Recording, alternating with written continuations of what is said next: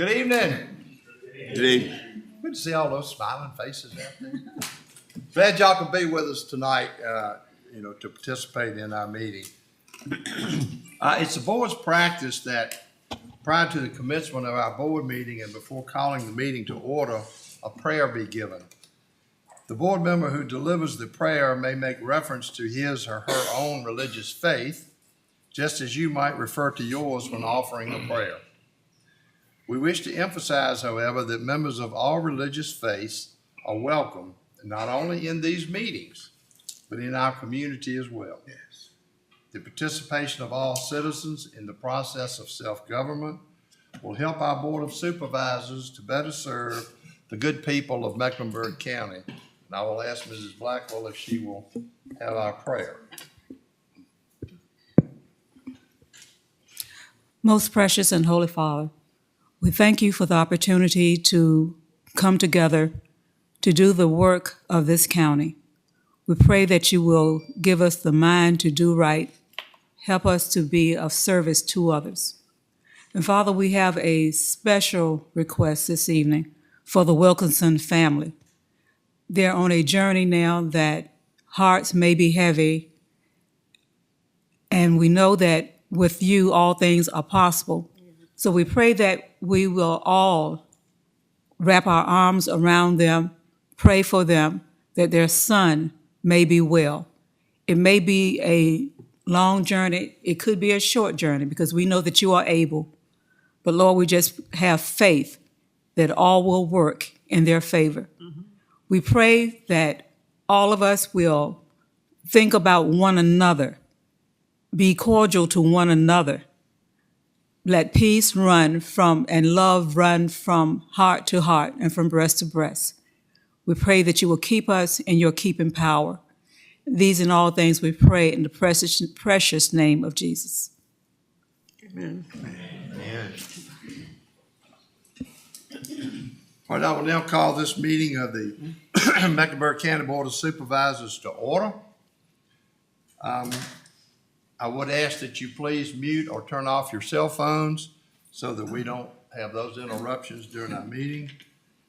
We do have a public comments session. We invite you and encourage you to speak to us about any matters of concern that you have as far as our county. We have a sign-up sheet at the back of the room. We would ask that you please sign up prior to speaking. At this time, I would ask that you stand for our pledge to the flag. I pledge allegiance to the flag of the United States of America and to the republic for which it stands, one nation, under God, indivisible, with liberty and justice for all. Thank you.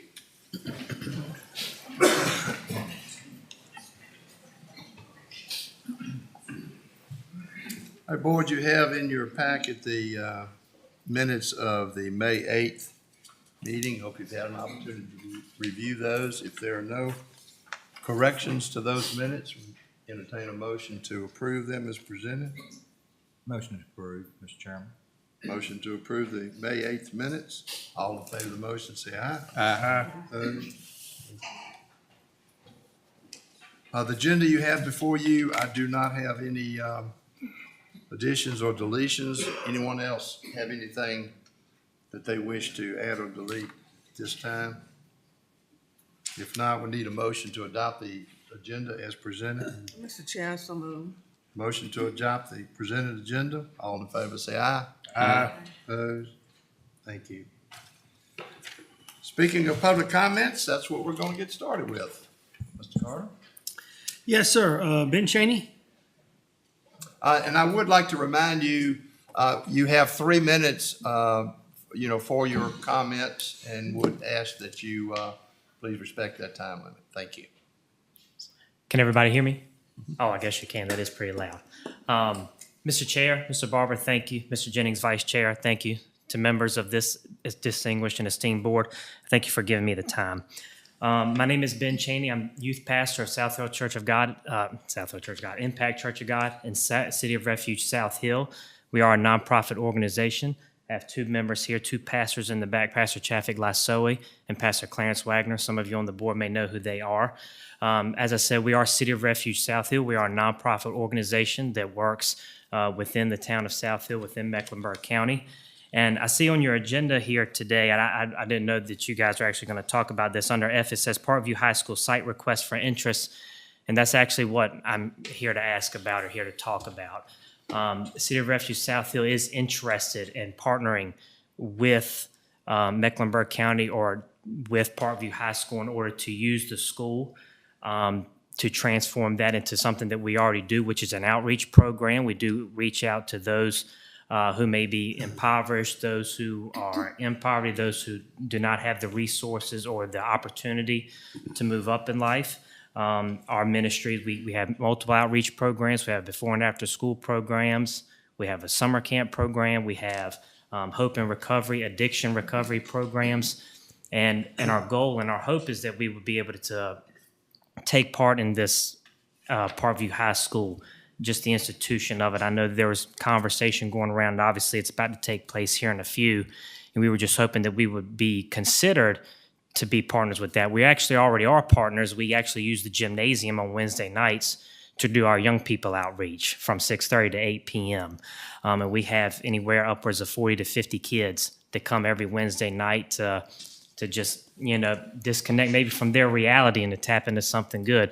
Mr. Barber, you mentioned at the beginning that we pray before we open up this forum. And Ms. Blackwell came and she spoke a prayer to the Lord. We believe in that. And our hope and our goal is, I know I'm running low on time here, but our hope and our goal is that we can bring light, hope, and transformation just on a bigger scale, really. And I know maybe when this conversation comes up later that City of Refuge would be considered as partners. So that's all I have, and that's it. So I thank you for your time. Thank you. Okay, Glenn Rance?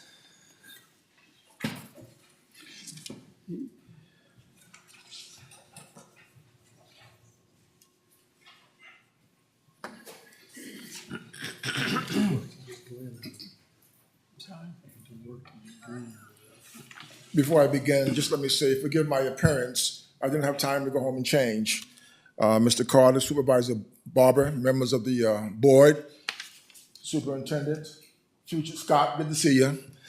I just want to introduce myself to the new members of the board. My name is Glenn Reyes, and I'm a proud resident of Mecklenburg County. And I always come before you to say thank you for the job you're doing. As the president of the NAACP in Mecklenburg County, I hope to meet each of you. I will be inviting you to our meetings. And I just want to say this board, unlike some of our neighbors, you don't have vociferous or indecorous meetings. And that in itself is a true blessing. Mecklenburg County has really, I always say, you've guys made some difficult decisions. And we all know compromise is difficult. And sometimes folks want to say thank you, but for some reason they don't. I thank you for the work in your ministry, and I hope that we can work with you in all your outreach efforts. And one thing, I hope you don't hold this against me, and I hope I can get some points, but Andy Hardwell was my pastor. So I just want to say thank you, thank you, thank you. And I look forward to meeting you. If there's anything that we can do with you or for you, please do not hesitate to contact us. Thank you for the opportunity. Thank you.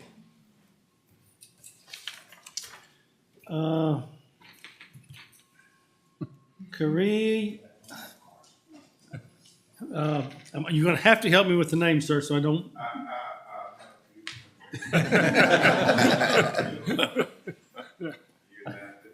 I tried to stop before I bludgeoned it any worse, okay? So please help me, sir.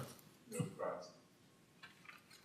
Good evening. Good evening. Chairman and the rest of the board. My name is Kari Branch Nkabinde. I am president of an organization, 725 Arts and Culture. We are a not-for-profit corporation in the state of Virginia, and I am a new resident of Mecklenburg County. 725 has been in operation for about 10 years, and we use African and African American art, culture, and entertainment as an educational resource. I believe I've reached out to each board member with an email to introduce our company to Mecklenburg County.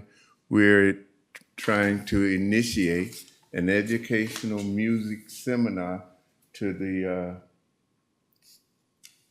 public schools of Mecklenburg County with a music seminar that would trace the history of music from Africa through to its modern day programming of R&B, jazz, rap, and the like. And I believe I've sent each one of you that idea, and we're looking to use African and African American art and culture as an educational resource. Hopefully not to belligerent any one theme, but to educate and to continue to educate, and hopefully to use that education to increase the minority population and participation in Mecklenburg and its growth. I can see now, since I've been here with the addition of VCU Hospital, Microsoft, and the like, that the county is going to be a boom county. And one of the things that helps in economic development is the use of art and culture. And I thank you for this time, and hopefully I will meet with each and every one of you to help to get that program here in Mecklenburg County. Here, could you pass that around? And thank you for your time and your smiling faces. Thank you. That's all I have, sir. All right, Kevin?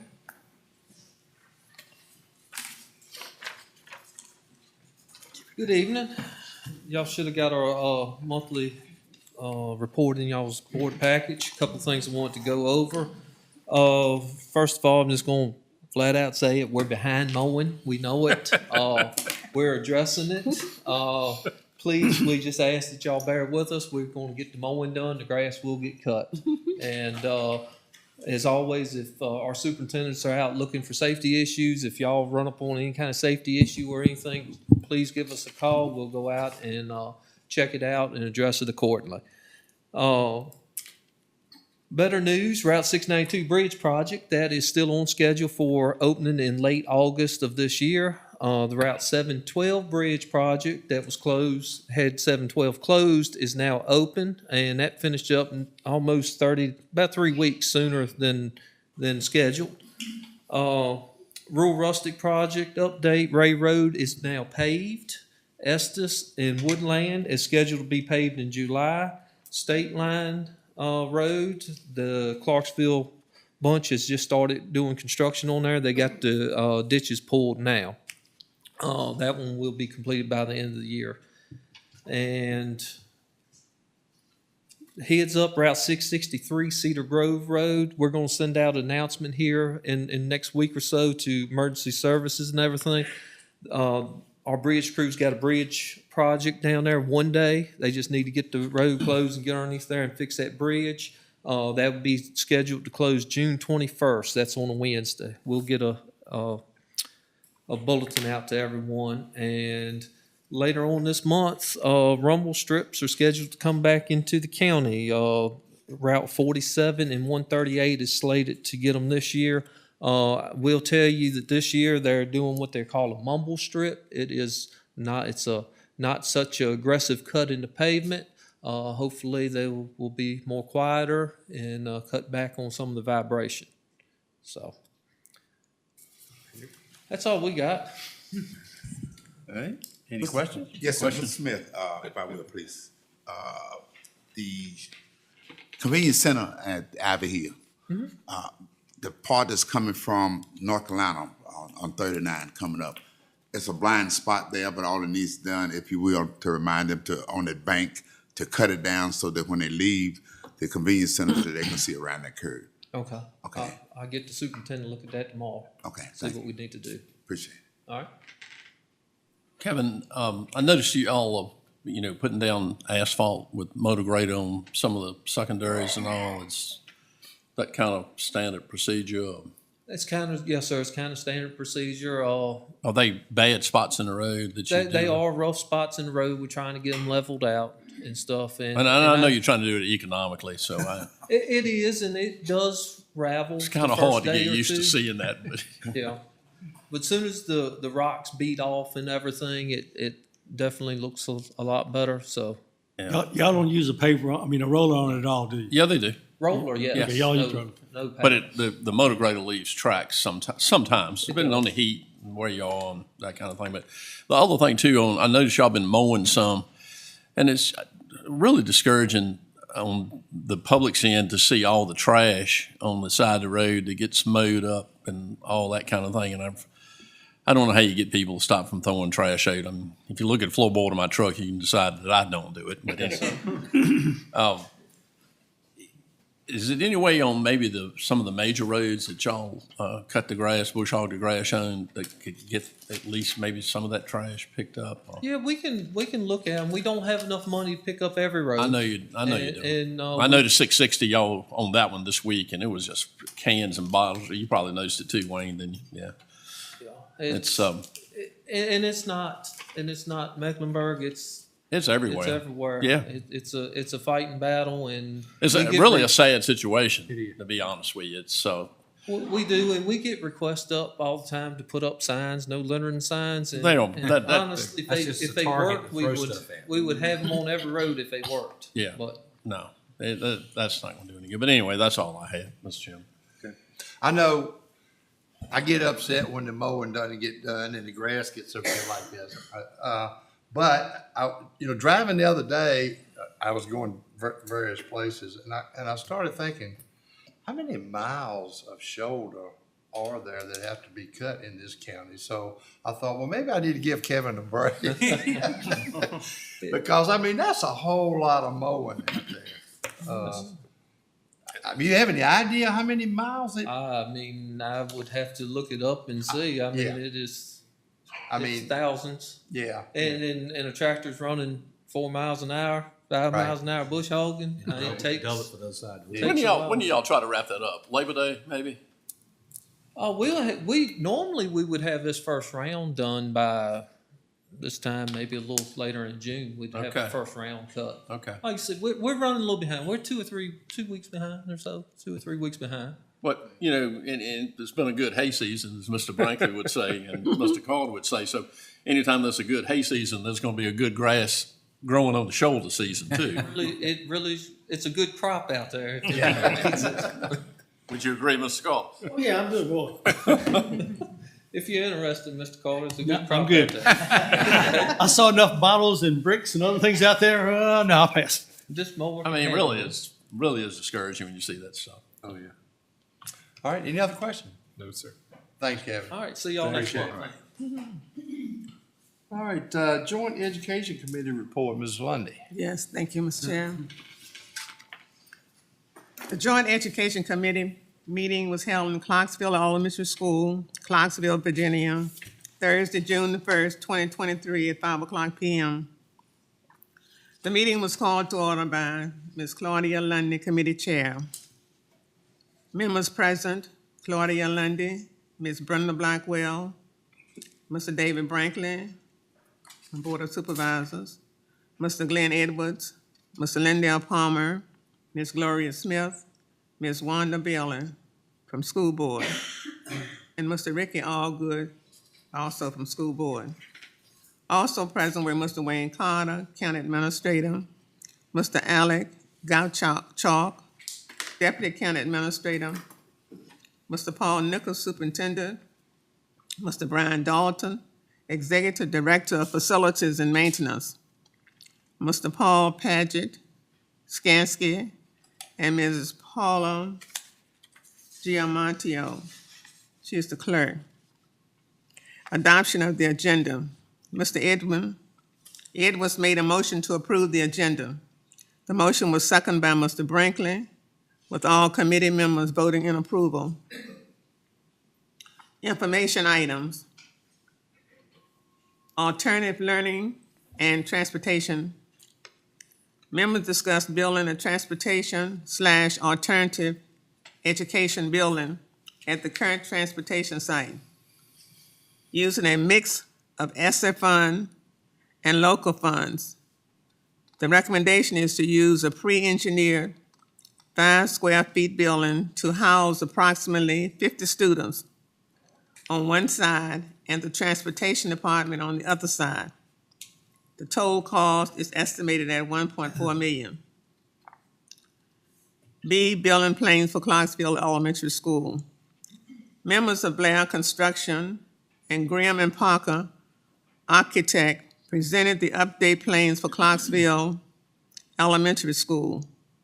Construction is estimated to take 1.5 years to complete, with a scheduled move-in date of March 2025.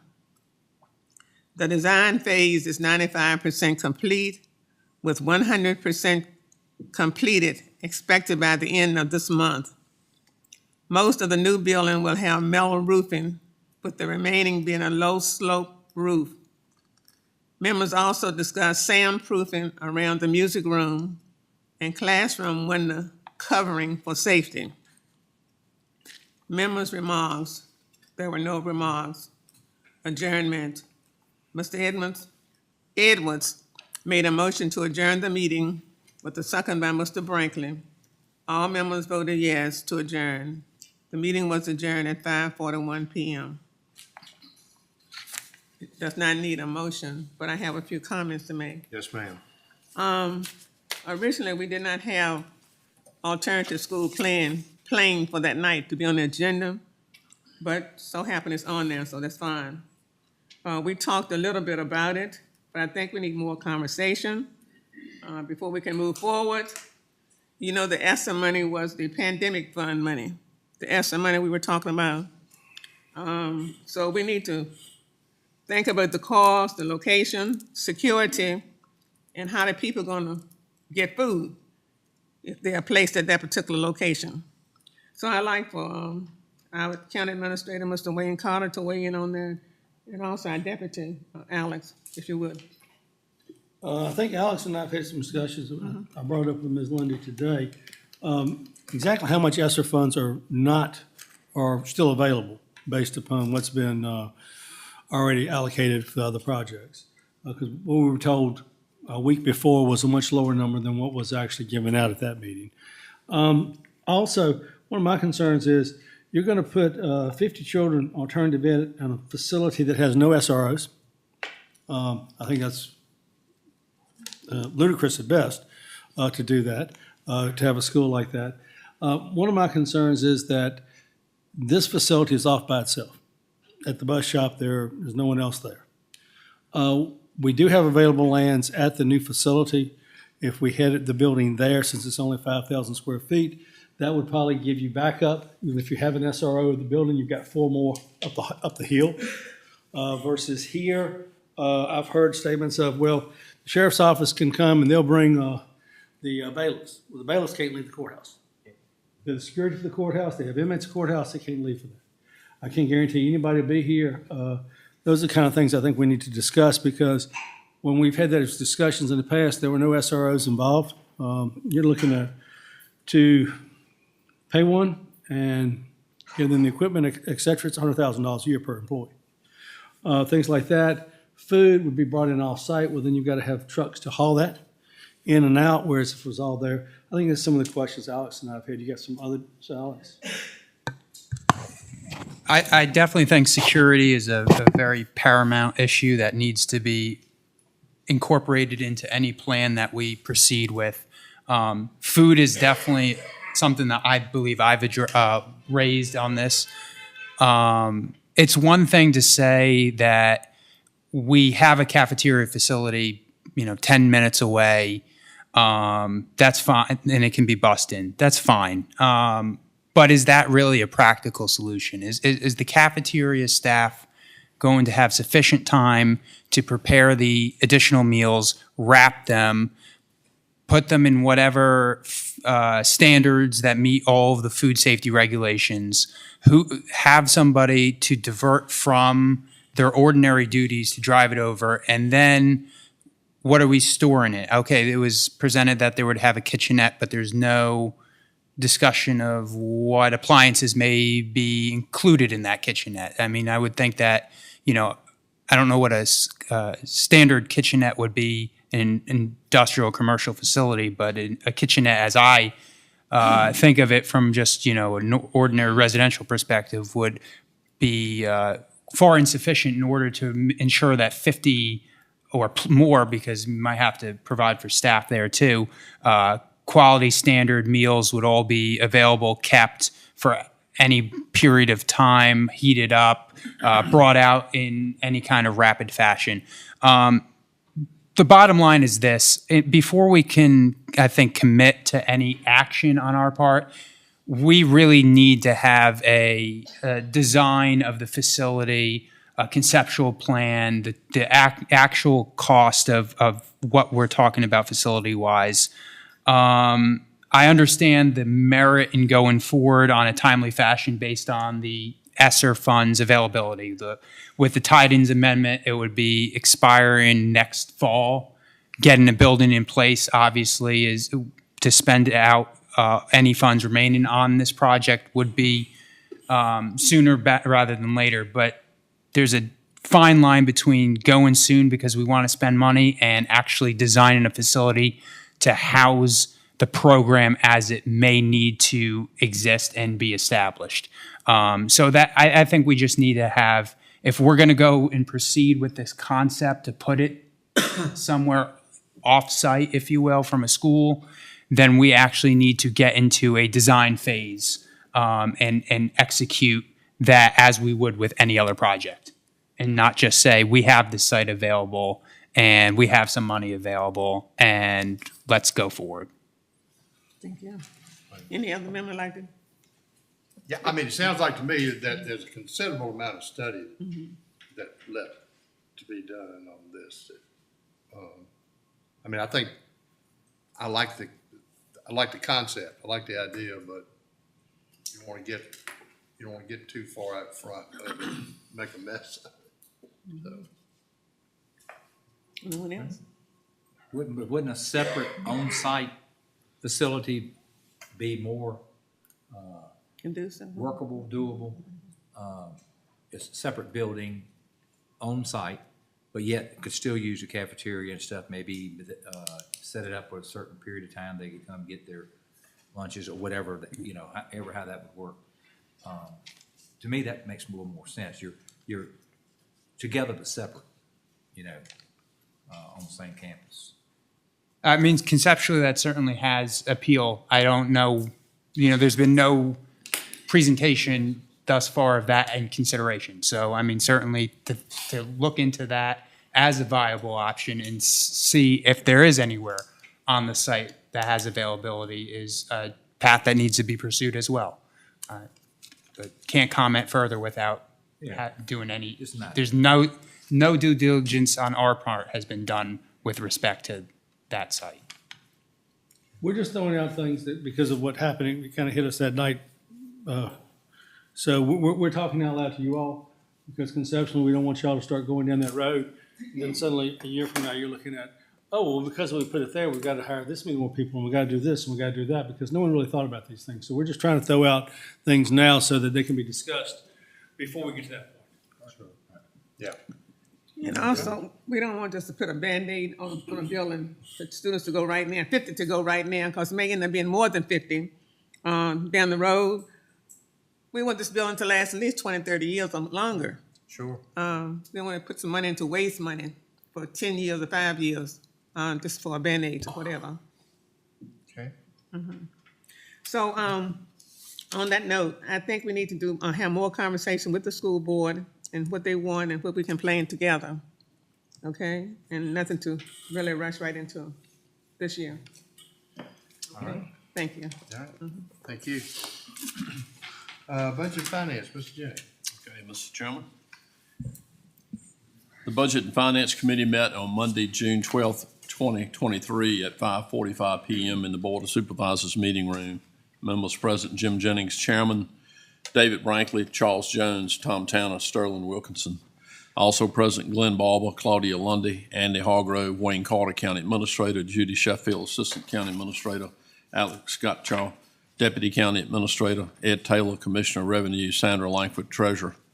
Chairman called the meeting to order. Mr. Carter advised that the Circuit Court Clerk's Office had received $11,456 in TTF money from the State Compensation Board to purchase computer equipment and pay the yearly fee for their secure remote access for the back-scanned records.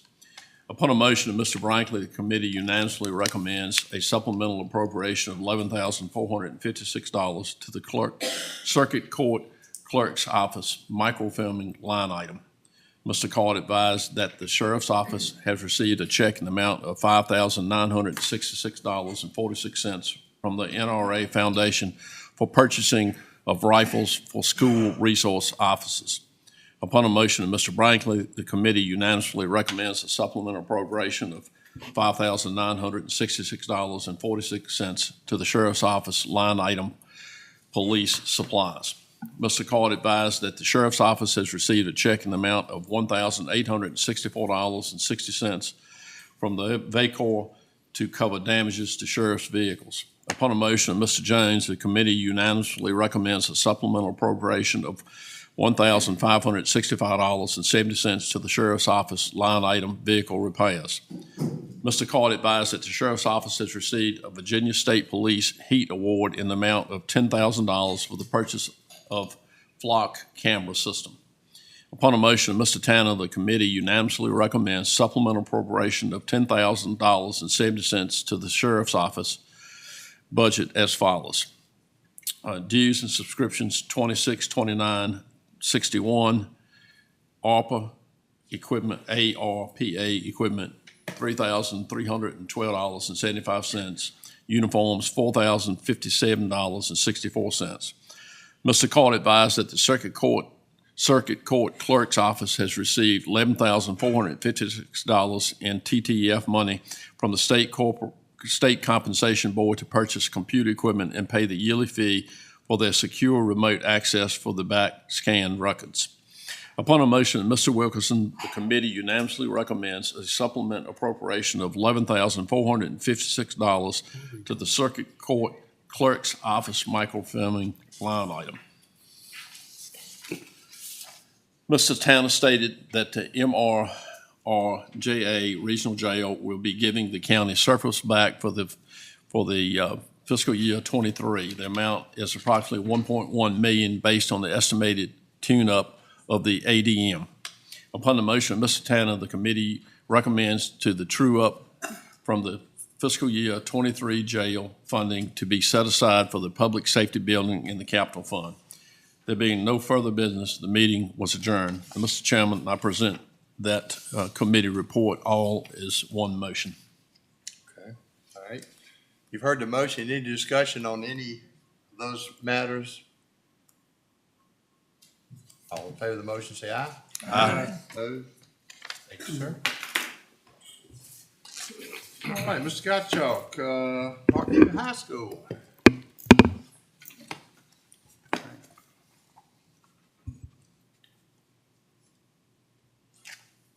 Movie on. Movie? Yes. Baby. Anything? Jen?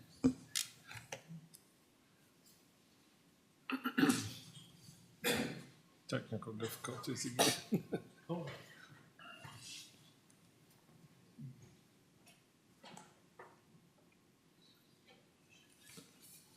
Internet must be real slow. It's taking forever to load mine.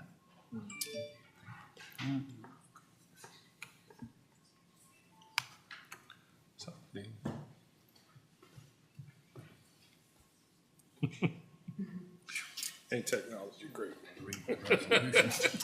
Yeah. Wait a minute, we gotta get off that. In the motion again. Virginia's for tardy. Always, always, always. That's what happened to his foot. All right. Well, thank you, Mr. Chair. Tonight, we have a very important conversation in front of us, and that's with respect to the future of Parkview High School and the site that it resides on. As we've heard tonight, and as I think several or many of you have heard in the last however many months it's been since we decided to build a new school, and it was evident that Parkview would not have an educational future in the Mecklenburg County public school system. There are many organizations that are interested in the use of the site. And because of that, it was decided that it would be best practice for us to proceed forward with a separate formal process to determine what the future might hold for Parkview High School site. Formally, on May 15th, the school board declared the property to be surplus, and tonight, later in this meeting, the county will formally accept the school back to us. Because of that interest, because it is a site that is currently, it's graded, there's a building on it, there's fields on it, it's ready and it's workable and it's visible. People know it's there. People have been attending whatever it may be on that site for generations. Is viewed in a very favorable light. It is probably one of the more desirable properties of size that we have in our county, especially for something that does not have lakefront property. And so with the control reverting back to us, we need to not have it just sit there. I think that's the biggest fear of everybody, is to not repeat what happened with some prior schools in this facility and have them just fall apart under our watch. What we've decided to do, subject to your approval tonight, is to proceed with what's called a request for interest. A request for interest is intended to solicit ideas from the community at large. That could be individuals, it could be groups, organizations, developers, nonprofits, so on and so forth. The list is endless. And the intent is to provide us with ideas for what the use may become. A request for interest is intended to answer the quote that is on the bottom of this slide. We don't know what we don't know. We don't know what it could be. It could be anything. And we want the community to help us shape that process. And so we are going to entrust them with coming up with ideas rather than having us sit in a room and say, okay, this is what it could be. We want the public, we want people who have, whether they've done adaptive reuse in the past or whether they've just have an idea for what we want to see here, bring them to the table and let them give them the best pitch that they can. The benefit of an RFI versus an RFP or any other acronym is that it's less formal. An RFI doesn't have to have as much documents because it's just an ideas process. There will be a second stage to this. This is not the end of the game. But it's designed to bring those ideas to the forefront. And a good example of this process just recently occurred in Richmond with the Diamond District. The Diamond District began with an RFI, then they came up with a couple finalists, and then had a more thorough submission process until they came up with the award for the developer who's going to build a new diamond and then build the giant mixed-use complex. Of course, that is magnitudes more in terms of dollar amounts and acreage and facilities than we have here. But that's just a living example of recent past practice here in the Commonwealth where this RFI to RFP process is played out. So what will the RFI require? Again, this is broad, it's conceptual, it's a use, but it's also some details to signify that it can be done, but it's not the immense, thorough, what I'd call a book, We're not looking for 400 pages of detailed documents, construction documents, and everything else at this point. We just kind of want the basics to demonstrate that you got an idea, the idea is sound, the idea is needed, and it's a doable project. And so in total, my expectation is that each proposal will run about 15 or so pages worth of material. And that might not be pages as in typed document either. It could be pictures and other visual aids. But the basics that we are intending to capture from any party that is interested in submitting is the items that are on the slide here. The site use, what do you want to use it for? Why is it needed in this community? What will it bring to Mecklenburg County that is not already present somewhere else in Mecklenburg County? What is unique about the idea? How are you going to use the site? Are you going to use the entire site? Do you just need part of the site? What buildings or what fields or what are you looking for? What are you going to put there? How's it going to look? What's the feel going to be from the street? What is your project schedule? Is it going to be 6 months, a year, 10 years? Can you accomplish the project? What is your financial backing? If you are going to buy Parkview High School and renovate it, can you do that? We don't want to sell to somebody on a promise that they can do it, and then you end up with an even worse building because it's half done and then just sits there, and then we have to go try to find someone to take it off our hands, 7 years from now. So we do need some kind of evidence on the front end that you can accomplish that project. What is our role going to be? Are we going to retain ownership? Are we going to be a partnership? Are you going to buy it entirely? Do you expect us to participate in any way? So that in what the county's participation may be is a vital piece of information. And then we need to know more about the organization and its principles. And principles being by people, not like values. Although that's probably a good thing to know as well.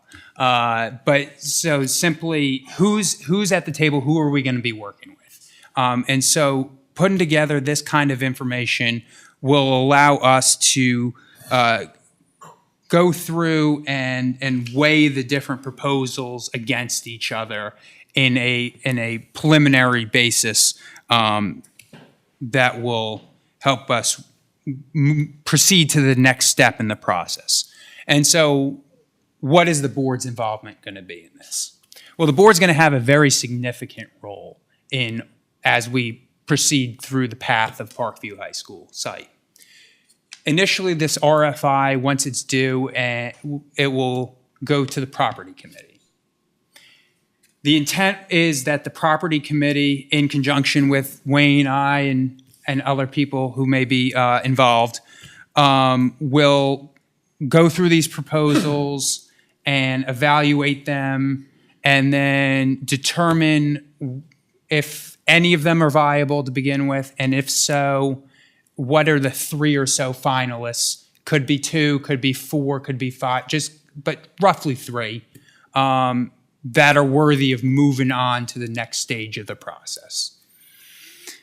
There will be no rankings of those 3. There will be no winner through the RFI. All we are trying to do is narrow it down because we don't know how many applications we're going to get either. We could get 7, we could get 38, we could get 141. It could be anything along the lines, but we need to have it in a manageable enough fashion that the public can really get into the weeds on these are the real 3 uses that it might be, and that the entire board can spend the due diligence and the effort necessary to invest a lot of time to weight and rank and consider those 3 or so finalists. And then once we proceed from the RFI step, then we will have a formal RFP. Only those finalists will be invited to respond to that RFP. That will require more documentation. That will require more details. That will have the site plan, the documents, real hard evidence of your financial backing and the like. And we're going to have each of those finalists come before the board. Each of them are going to have an opportunity to stand up at this podium, present their idea. And then after that whole thing, then the board will come together and will determine this is what we think the use or uses will be. This is who we're going to award the site to. And then after that, there would be, if there is a winner, then we would have some kind of project development agreement that we would negotiate with the ultimate group or person that we select. So the timeline on this is it's not going to be forever, but it's also going to be, not a month either. For the better part of the next year, we're going to be working on this with all the other stuff that we're doing here in Mecklenburg County. Should you approve it tonight, the RFI will go out this week.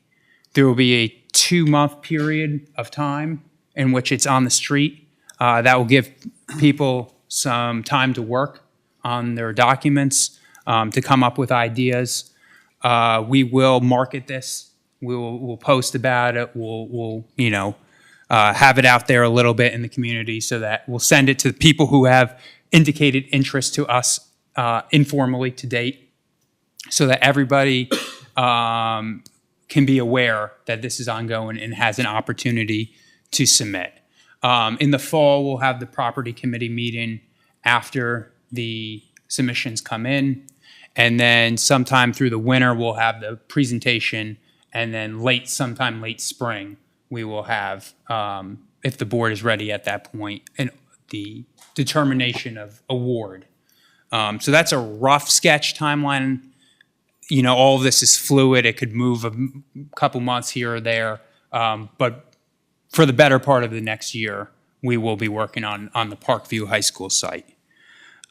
So with that, what we're asking tonight is to have any discussion on the site. I submitted, as part of the agenda packet, the full RFI document that we would issue should you approve it tonight. And we are ready and prepared to put it out there.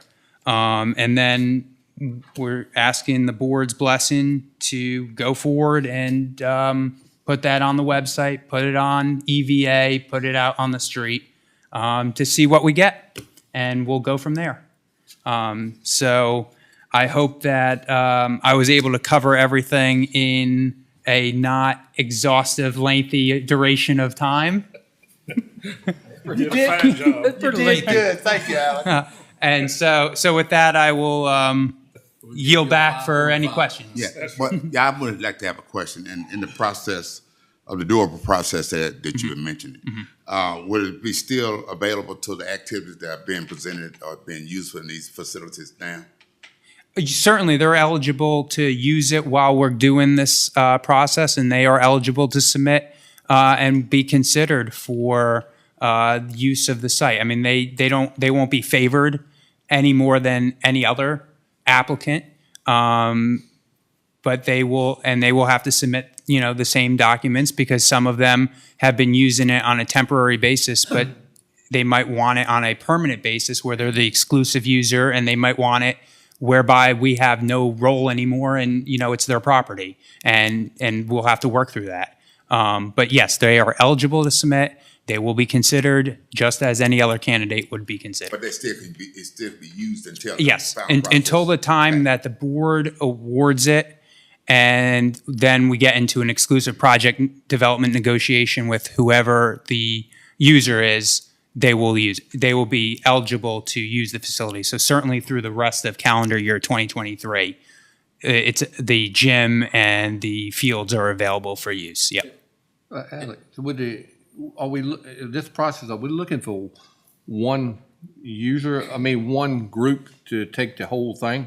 Is that what this is coming down to? Because I think about the group that just come in here tonight and said something. I'm pretty sure. I mean, I think I'm right. Wouldn't be interested in that whole thing up there. And if a certain group gets it, then that may cull them out. It looks like to me how we would do it, or something we had to sit in and discuss. But we could have multiple groups you may have one group that's looking at what they're doing. It's one group that may be looking at the gym. You may have another group looking at the football field and maybe some of those buildings, and I think whatever the process, we want to make sure we include as much of the community as possible instead of, I worry about just having one group. They in total control of that. I almost feel in a way that we should have some part of this with that property and all, or what goes and go, and at the end of the day, It's a large piece of property. Can it be split? I don't know. I mean, or Yes. do you want to do it as one? It could be split, and Mr. Brown, I guess to George's point, and as Alex was saying, you could have multiple users. Y'all might end up saying, okay, we're gonna have a community facility and the county's gonna operate it, okay? And we're gonna lend out this, this, and this. I don't know. We don't know what's out there, what everybody wants. So the idea is there's nothing going into this that's precluded. Yeah. To directly answer that question, we have set it up whereby that's a possibility. First of all, a group can submit with other participants in this RFI round. Now, it's incumbent upon them to find the other users. We're not going to be, in the next 2 months putting the groups together ourselves. But that is a possibility. It was always envisioned that there could be multiple entities that come together under one group. There just need to be designate one person as the principal. Then also in the second part of the process with the RFP, it's certainly possible that one of the finalists selected for the RFP could incorporate some of the people who didn't make it out of the RFI process as part of their pitch in the RFP process. So just because somebody proposed the first round doesn't mean that their dream is ended if it works in conjunction with somebody else. We've also set it up whereby we could subdivide the property if necessary. If somebody just wanted the fields, for instance, and that's all they ever wanted, and the board decided that the use of the fields was the most important thing, and that group has bested everyone else, then yes, we could certainly subdivide it, give them the fields, and retain the rest of it. Would the desire for other people to use the rest of it potentially be lessened by that action? Certainly. But it's a possibility that's out there, that an action that we could take, yes. So now that it is being relinquished by the county back to the possession of the Mecklenburg County, are we going to maintain that facility? If we're talking about this being a year out, are we going to maintain it at the standard that it needs to be, or I'm just guessing that we it's do going to need not a lot of maintenance. We do not have the staff that can do that. Okay, so We can get the grass. I'm just thinking it's going to We've deteriorate already discussed over that. time. I don't know that the next 6 months to a year are going to have any difference with regards to the building and roofs. We'll just have to keep an eye on them because I think y'all have kept it up fairly well. This facility of any of the schools, this was kept up like Bluestone because y'all were looking at moving lacrosse there, correct, Paul? True, and several of the groups that have come to us about using it have had fees associated with using it or have agreed to continue with maintenance. As an example, Okay. the Yellow Jackets and the football field, they've done a significant amount of work on that area. And we would be out of it as a school system, but I think there's interest in Yellow Jackets or the community college, which is also interested, or the group that was here tonight. I would guess they would have a desire to be able to continue, but understanding that that the fees and things and the responsibilities would be maintained as well. For example, the Yellow Jackets have agreed to cut everything above The gym and everything back, and they are maintaining, right now, they are maintaining the gym, the field house, the football field and the softball field and the baseball. They are maintaining and agreed they will continue to do that for that, but the building, the school building, Building's just what we do there, like no say. heat, no cool, nothing, just. Right now, the building's not being used, I don't think at all, am I correct? The gym is being. But the building, the school itself. Right, so we would just mothball that for you. Go back occasionally, check and make sure there's no issues going on, but that'd be about it. Because we're not planning on just opening it up for everybody to start. The facilities that are being used was what I think we're imagining will continue, and Yeah. that's about all at this time. It's a large property, and we don't have the staff at Yeah. this point to maintain that building. And frankly, any user, anybody who'd be interested in obtaining the building as is would have to put investment into the facility in order to make it operable for whatever they would want to do. And there's nothing substantial that we could do in between now and then that would change that equation. They would have, even if we kept the lights on and the heat running and everything else, they would still have to put money into it in order to upgrade it Which to we whatever already keep the standard lights they on, would the heat need. running, the air conditioning. Yeah. Yeah. Well, and you could also have somebody come along with a mega concept plan Yes. for this Yep. property. I mean, that is a nice piece of property out there, and I mean, I don't think you can just turn down a project like that just to salvage the athletic fields. I mean, I understand, but, and, you know, that piece of property is near and dear to the heart of the South Hill community. So, you know, I think everybody in that area certainly wants to see it, you know, a really nice facility there and preserve it. But like I say, you never know who might come along and jump all over this thing with some, you know, so. And What is it, wrong way, 40-some acres? 35. 61, I think Russell said. 'cause you got that- 36 in the school one, and it's 25 in the other one. Yeah, so all told. It goes all the way back to the old Plank Road. Right, okay. But I'm, you know, glad to see this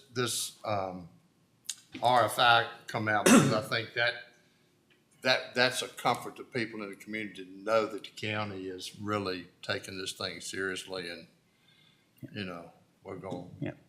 And we are certainly intending to get the public participation, not only on the RFI process, but later on the decision process. I mean, we'll have, you know, the opportunity for people to come speak to our meetings. We'll develop some kind of online tools to have people, you know, rank the finalists or something along those lines. I've seen that in other places.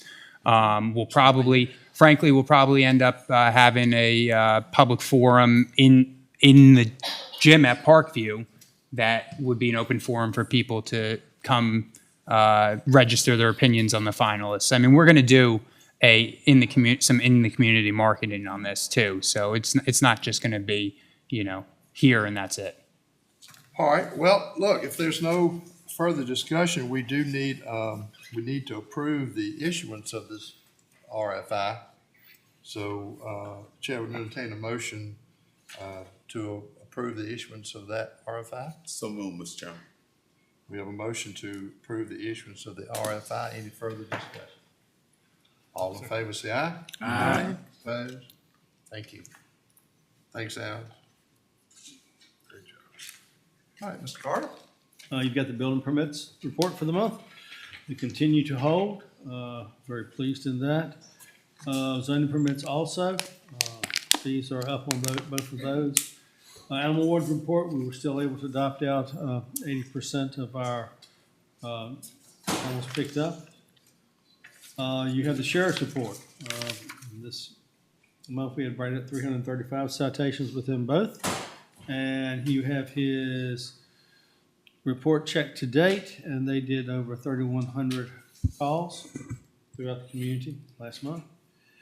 Next have Southside Behavioral Health Report and their update. And finally, Mr. Hendricks is here. Mr. Graham, who was asking for the conditional use permit last month on the Rudd property, has formally withdrawn that request. And if you have any questions, Robert's here to answer any of those. Yep. Okay then, that's all I have. I'm short and sweet today. Just go with it, okay? Yeah, how quick that was, Alex. They're giving you a hard time, Al. Agent wisdom, Mr. Jones. Oh, yeah. Cliff notes. Okay, all right. We've got, I think we tabled last month the appointment to the Southside Behavioral Health Board. Ms. Frances Clark, her term expires the end of this month. We didn't have a candidate at the time. Do we have a candidate? I checked with them last week, and they still don't have anybody in mind, unless you guys do. All right, so I guess we need to table Table it to this next further. Y'all get out and beat the bush. This is not a district. elected. Yeah. So, yeah, this is for the Southside Behavioral Health Board of Directors. So anybody in the audience interested in that, please see. Raise your hand. Please see one of our staff after the meeting, please. All right, the term of Mr. Alan Nash on the Southside Virginia Alcohol Safety Action Program Policy Board, what's about? It is. That expired May the 11th. He is eligible for reappointment. Motion that we reappoint. We have a motion to reappoint Mr. Nash to that board. All in favor of the motion, say aye. Aye. Opposed? Thank you. All right, you have in your packet the consent calendar. Hope you've had an opportunity to review that. There are no questions. Approve, Mr. Chairman. All right, we have a motion to adopt consent calendar. All in favor, say aye. Aye. Opposed? Thank you. All right, we have the honor tonight to recognize one of our college students, Emily Robertson, and we have a resolution here that we wish to present to her. So I'm going to ask Emily if she would come up front, and anyone, Emily, that you wish to have come up with you will be fine. Bring them all. Come on. It's a big spot. Go on. If y'all would come to the center here, so we can See if I can get by you, Mr. Slade. Bring them all up. Yep, that's great. Now I know where all these folks came from. How are you? Good. All right, this is rather lengthy, so I might need to go. I wonder who wrote that. We give Deputy County Administrator a hard time. He wrote this, and it took him so long, he actually broke his foot.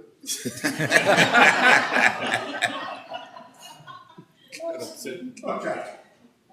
Let's get serious. This is serious. This is a resolution in honor of Emily Robertson from her selection as a Truman Scholar. Whereas her S. Truman was an instrumental public servant in our nation's history, ably discharging such offices as County Judge of Jackson County, Missouri, United States Senator from the state of Missouri, Vice President of the United States, and for 8 years, our 33rd President.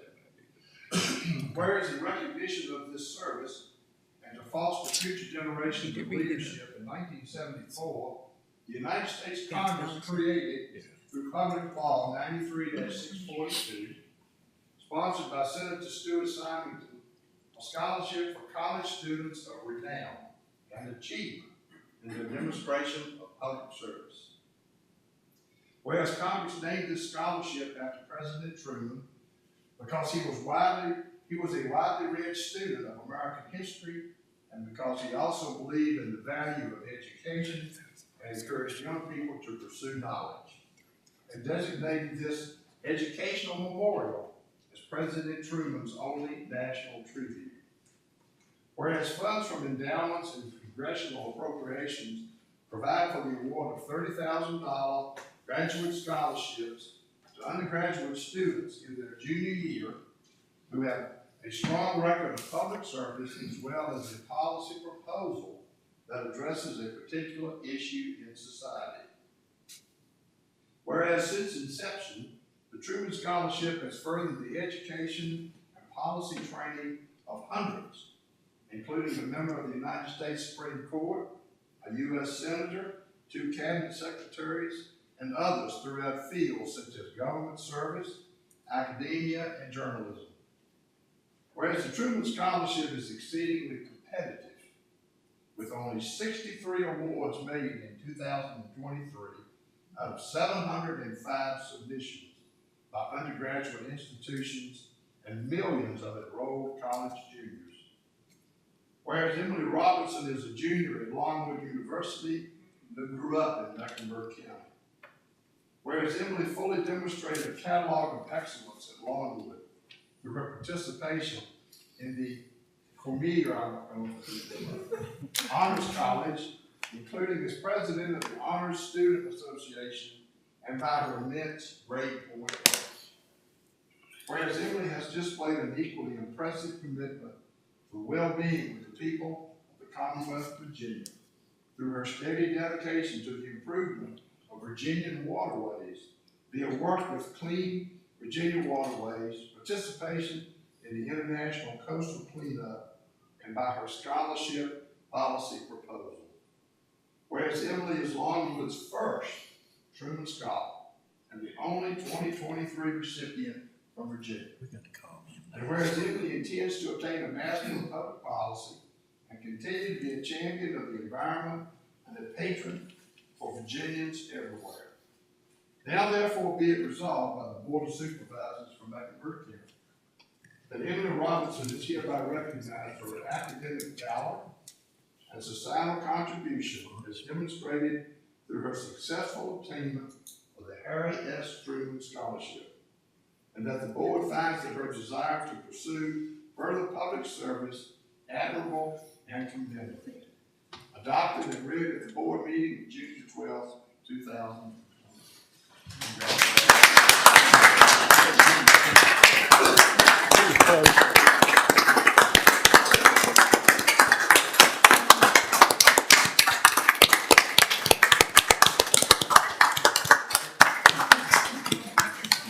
Kenny, if you want to be in the picture.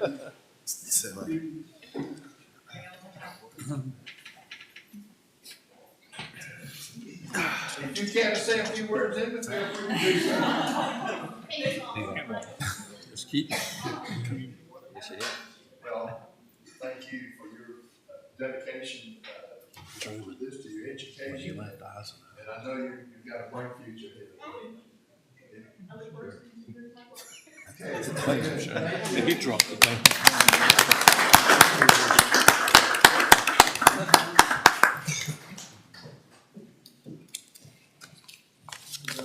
Congratulations, Emily.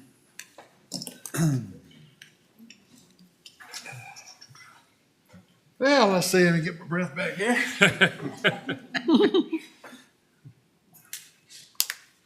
Okay, Mr. Slayton. Yes, sir. In Virginia, title to public school property is vested in the school board. The school board, by Virginia law, can determine that the property is no longer needed, can declare the property surplus and deed it back to the county. The school board has taken that action. They've signed deeds, which I have in my possession. The law also requires that this board act to accept title. So you have a resolution before you by which you would accept title to certain school properties. Some of what you've discussed tonight, but run through them. Parkview High School is 2 parcels, 25 and 36 acres. Parkview Middle School is 23.31 acres. Bluestone Middle School is 25 acres. The recommendation is that you adopt the resolution as presented. And this resolution covers all the properties, right? Just the All one. the school properties. We have another one. Yes, sir, all the school. Middle schools too. All right, any questions of Mr. Slayton? It's all together. Well, it's spread all over, right? It's all the properties. So. All right, board, we need a motion to adopt the resolution accepting the title of these school properties. Mr. Chair, so moved. Okay, we have a motion. Any further discussion? All in favor, say aye. Aye. Yeah. Thank you. This is slightly different, but similar. As part of a program the county has ongoing, the rescue squads are prepared to donate the properties they hold title to the county. That action has been taken. The deeds have been signed. All that remains is for the Board of Supervisors to adopt the resolution to accept title. The properties are the Mecklenburg County Life Saving and Rescue Squad, two as at 25 Burlington Drive in Clarksville, 2 parcels, 2.59 acres and 1.07 acres. The other is a Chase City Rescue Squad. Lots, the address is 335 Mecklenburg Drive, Chase City. The recommendation is that the board adopt the resolution presented to it. Okay. All right, any questions, Mr. Slade? All right, we need a motion to adopt this resolution. So moved, Mr. Chairman. Motion to adopt the resolution. Any further discussion? All in favor of the motion, say aye. Aye. Opposed? Thank you. We are now the proud owners of 3 schools. properties. That's right. Boy. Okay, that's the end of our regular agenda items. Brings us to board member matters. Ms. Blackwell, you want to start us off tonight? Yes. I am pleased to see that there will be further discussion on the alternative education building.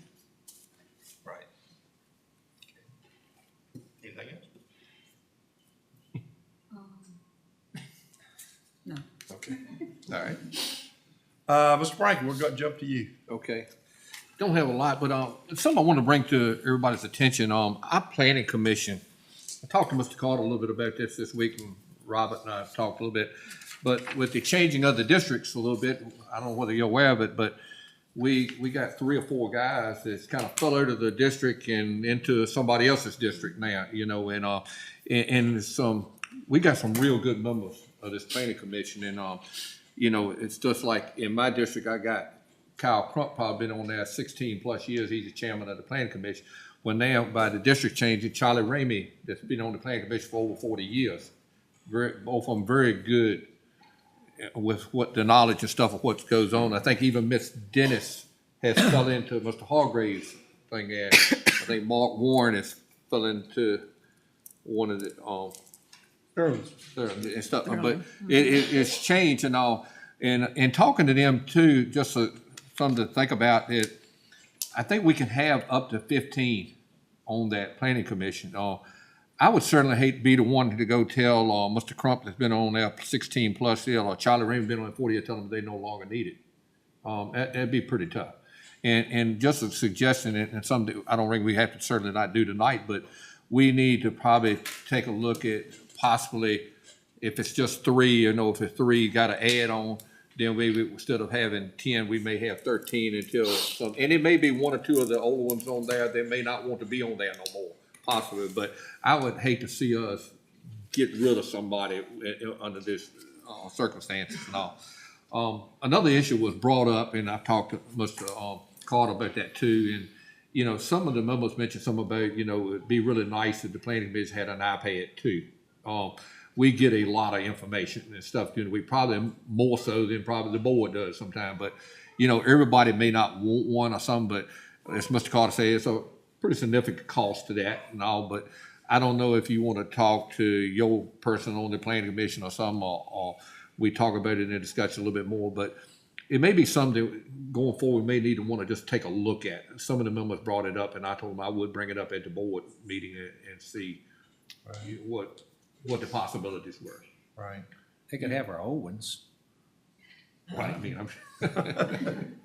So the reasons why you don't want your old ones is going to be worse for them because they're slow, which means they're not going to load very quickly. And you're looking at about $2,000, $1,500 a piece to get them, $500 annually cost in these, and also the availability of internet, etc. So this is, you know, right now staff delivers out the packets. Staff has been doing that on short-term notices or big packets for years, since I was here. So I mean, it's been doing that for 35 years, I guess. We can do that, and that's what we do. So we've had in times when we were all busy. Sheriff's Department has even helped out delivering, or animal control, or whoever else. So it's just something that we need to consider because not everybody wants it and knows how to use it, and then you got to get them back every time you have to update. Y'all are here every month, they're not during daytime. So as far as the structure of the board, I guess we'd have to take some kind of, what kind of action would the board have to take to restructure? We've done this a couple times before, and what y'all did before, and David and I talked about it. You took, if there was more than one, then whoever came up first would go off. David said, I really don't want to see that because we got some really good members that I'd like to keep on there if they both want to stay. You could do it until one of them leaves those 3 districts, because 3 of the districts have 2 people.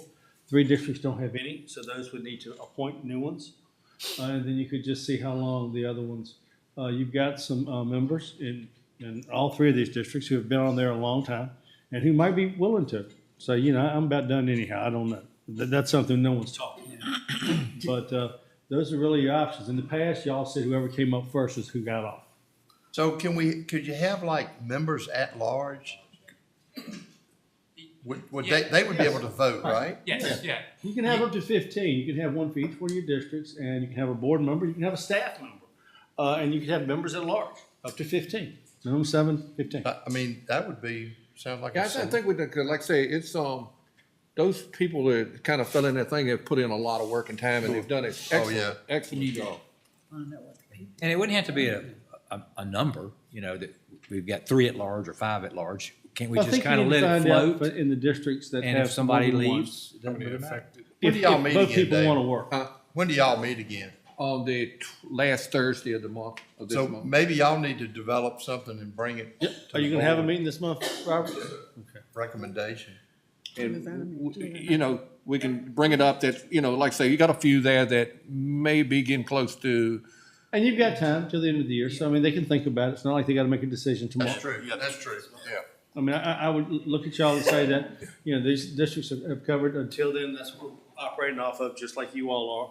And we'll just operate till the end of the year and hopefully have something determined by then. That'd be staff, my perspective. Because you might want to sit, a couple of them might go, you know, I am kind of tired. I've stayed on, maybe it's time for me to, you know, take it easy. And the others could be members at large. Okay. Like you said, Mr. Brown. I mean, we're getting a $5 raise, you know, that raise in July. I mean, none of them might not want to leave, Alex. If we make it 8, you think we could work it out? Hey, if we're giving them internet too, they're never gonna leave. They take a 30-year term. Well, we'll wait till January, okay? That's all I got. All right, thanks, sir. Mr. Hargrove? Thanks very much, Mr. Chairman. I'm pleased to know that we're getting the community involved in the RFI issuance. I think there's one good thing to do, and it's one of importance. And also, I'd like to thank Mr. Tanner, Mr. Alex, and Mr. Wayne for setting aside monies for the dream that I dreamed for me to even run again for the purpose of trying to get this emergency service building. Thank you so very much. Oh, is that all it took? That's all it took. And see, once we We get got it a built. dream. We got another 8 years. 8 years. So, and the next thing that Mr. Brinkley, I think is a good idea, if you surrender your iPad, because all you do is order from Amazon. Thank you, Mr. Chairman. That's a preacher. I thought you might dodge a bullet tonight. But Yeah, you know, I gotta be That's why quiet. he went first. Ms. London. Yes, thank you. First of all, we ask all you continually stay in prayer for the Wilkerson family, for his 6-year-old little boy, who he said right now cannot walk because of a sudden illness, and we'll remember him in our prayers. The alternative school, I think it's needed. Again, I think we need more conversation about it and more planning, because we want this school to be in operation for more than just 3 or 4 years, for many years to come. I'm very elated about attending the first graduation. Hope I will not get sick or anything on Saturday. I really want to see the first graduating class of the new high school that we're playing. Again, Hargroves, I'm glad everybody's being considered on this RFI for the community. Everybody should know about it, should be in the paper soon. And they have like, what, 2 months to get their house in order. Thank you. Thank you. Thank you, Mr. Chairman. Just start off, you know, great job by Emily Robinson. That's amazing honor. you know, she grew up in my district, and I knew there was a lot of smart people there, but that's quite another Oh, Lord. It is an election year. Had to put that in there. So the RFI as well, you know, for Parkview, this is really the only way to handle it. It's a very important issue. We have to get it right. I mean, it would, you know, I would say hardly any sites in the county even close to, you know, the magnificence of that. Hopefully we can get that right for the betterment of our community. And finally, just thank everyone for the prayers, and you know, for my son. You know, I've always loved living here, but it really comes out now. You know, all the prayers and concerns and you know, outpouring. It's just unbelievable. I'm even more thankful to live in this community. So that's all that I have. Mr. Tapp. Thank you, Mr. Chairman. It's hard to go with the end. It really is. I'd like to congratulate Emily also on her achievement. And I'd like to congratulate all the graduates, especially this first class from our new high school.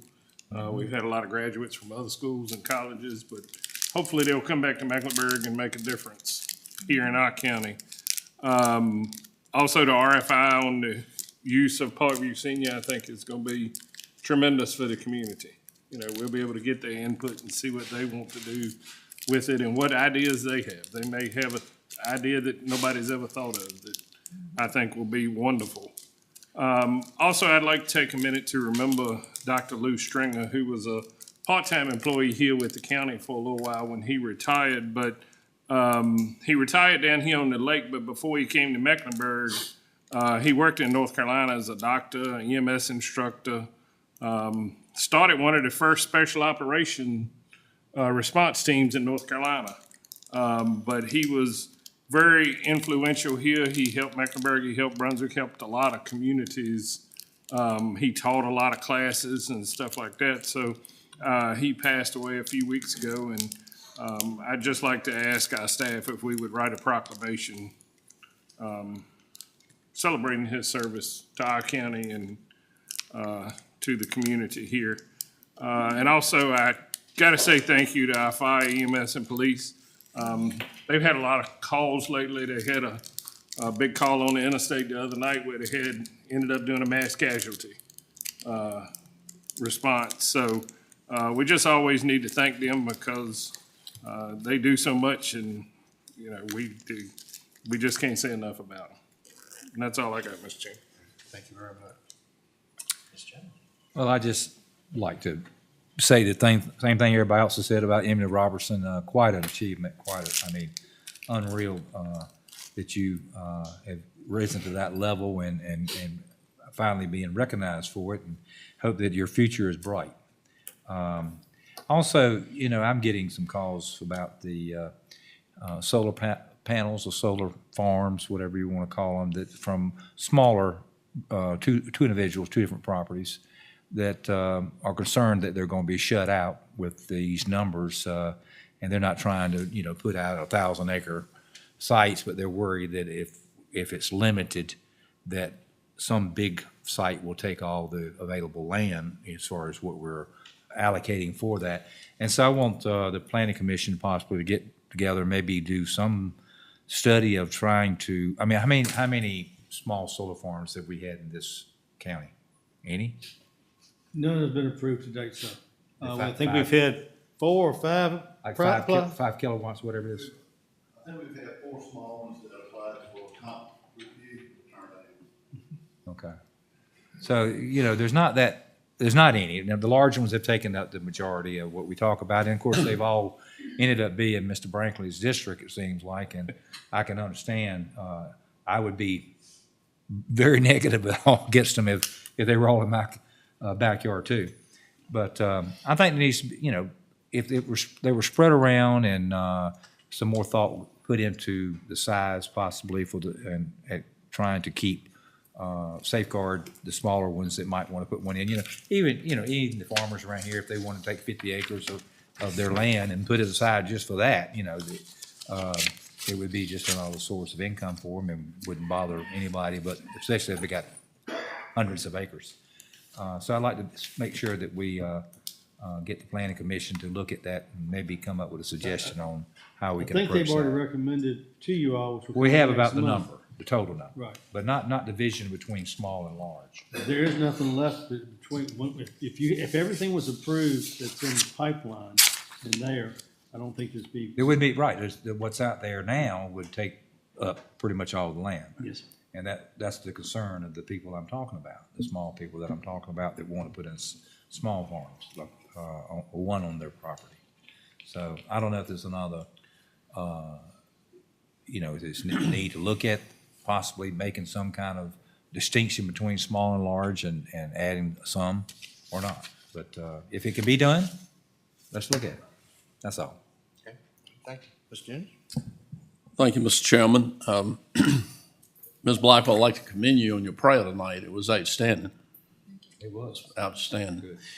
I had the opportunity a couple of weeks ago, I was in the La Crosse area and the fire training ground down there, Mr. Towner had told me about it, and I went down there and to see what these individuals do and watch them. I stayed there about an hour and a half, and I was absolutely amazed at what's going on as far as these emergency services with firefighters and that kind of thing, and the training facility that they have. If you've never been to it, you need to go. And I actually mentioned to them that maybe they need to, maybe in July and August, put together, a presentation and show this board exactly what's going on, because the citizens of this county need to see how involved and how engaged these dedicated individuals are. So I was extremely pleased with that. The last thing I have is Mr. Brinkley and I graduated from high school 50 years ago this week. And just to let y'all know, neither one of us spoke at the graduation. So if that kind of tells you what our status was. So, but anyway, I wanted to recognize us for that. If it was spoke way back in the back. Well, it was way back in the back. I figured he may not have been on the agenda, but he probably spoke. 45 for me, and I just figured. So that's all I have, Mr. Chairman. So the applause, is the applause for the 50 years or the fact that you graduated? Well, here's the ironic part. Stephen King at that time could not have written a novel saying we were going to be on this board at this moment in time 50 years later. I can promise you. Oh, man. All right, thanks, sir. I want to take a moment to recognize our school superintendent, Mr. Nichols. This will be presumably his last Board of Supervisors meeting that he will be attending. He is retiring at the end of June. And so, Paul, I just want to recognize you and wish you well and thank you so much for your commitment to this county and everything you've done for our school system. So appreciate it very much.